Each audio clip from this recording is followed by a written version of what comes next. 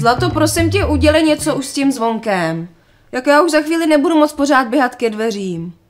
Jasně, zítra se na to podívám. No.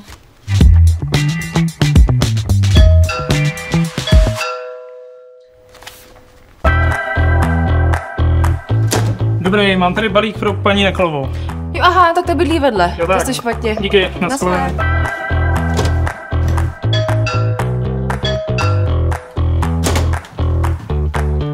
Haló? Je tu někdo?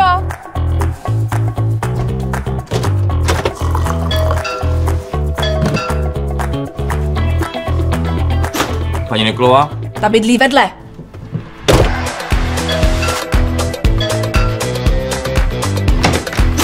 Bůh vám žehnej. Víte, proč je na světě tolik utrpení? Jo, protože chlapi jsou úplně k ničemu.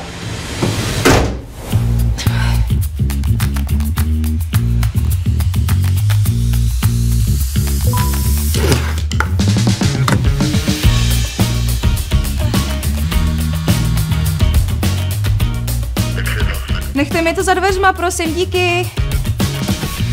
Usnadněte si život s chytrým zvonkem od Redlux. Redlux. Chytře a jednoduše.